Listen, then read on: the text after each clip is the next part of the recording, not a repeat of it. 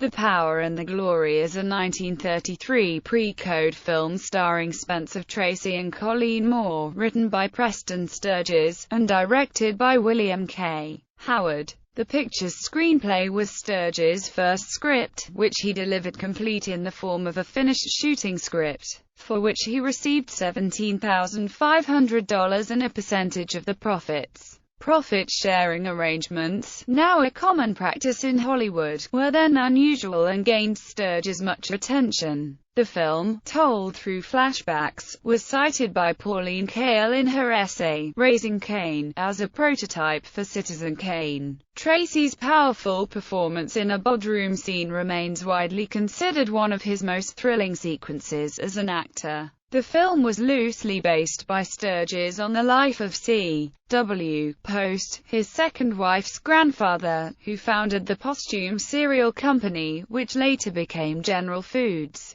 Like Tom Garner, the lead character in The Power and the Glory, Post worked his way up from the bottom, and ended his own life. Otherwise, according to Sturges, their lives did not correspond. In 2014, The Power and the Glory was deemed culturally, historically, or aesthetically significant by the Library of Congress and selected for preservation in the National Film Registry. The film is unrelated to the 1940 novel of the same title by Graham Greene. Plot: after the funeral service for Tom Garner, a powerful and much-hated railroad tycoon who committed suicide, his best friend Henry recalls Garner's life, his family problems, and his rise from track walker to president of the railroad. Cast: Spencer Tracy as Tom Garner, Colleen Moore as Sally Garner, Ralph Morgan as Henry, Helen Vinson as Eve Borden, Henry Colker as Mr. Borden, J. Farrell MacDonald as Mulligan, Robert Warwick as Edwards. Cast notes: the cast includes 4 former film directors: Philip Smalley, H. Calvert, Frank Beale and Tom Ricketts.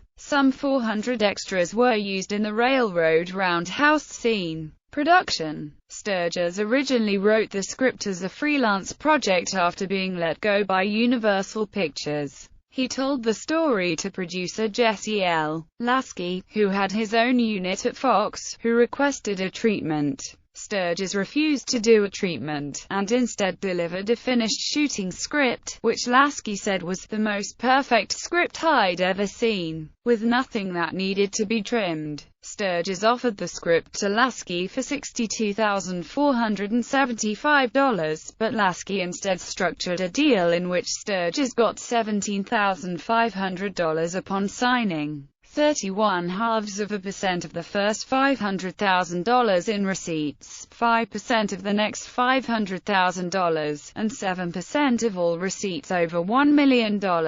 Such a percentage deal was highly unusual at that time, and caused an uproar among producers and writers. Both director William K. Howard and Spencer Tracy were supposed to have worked on Marie Galante, but when it was postponed, they were transferred to The Power and the Glory. Irene Dunne and Mary Astor were both considered for the part of Sally Garner, eventually played by Colleen Moore. Moore was lent to Fox by MGM, as was Helen Vinson, and had not appeared in a film since 1929. The film was in production from the 23rd of March to late April 1933, with some reshooting in June 1933. It had originally been set to begin in late February 1933, but was postponed several times. Location shooting took place at the Hassin station beyond the Santa Susana Pass, using the largest locomotive in the West, leased from the Southern Pacific Railroad, and at the Iverson Ranch in Chatsworth, California. During filming, Sturges acted as the dialogue director, working with the actors much as he had done in stage rehearsals as a playwright.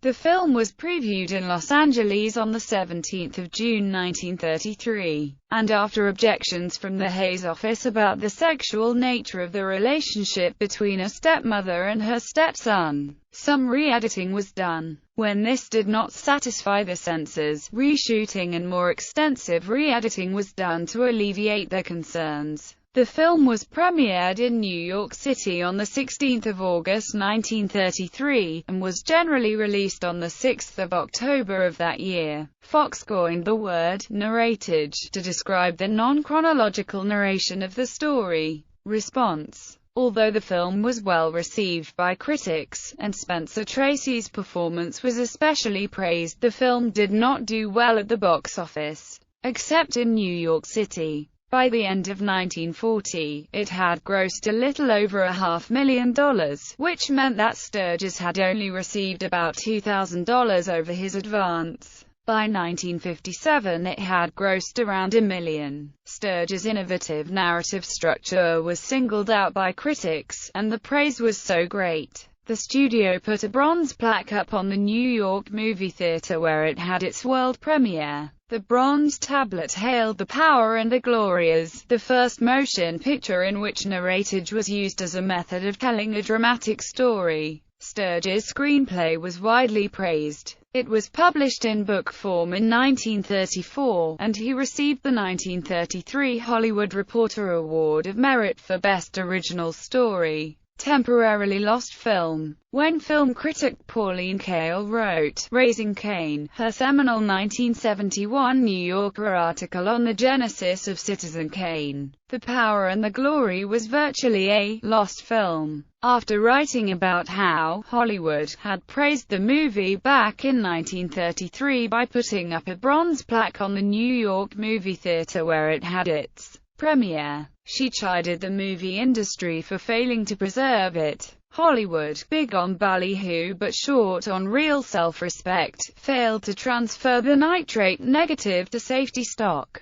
and modern prints of The Power and the Glory are tattered remnants. The movie was later restored and is now complete.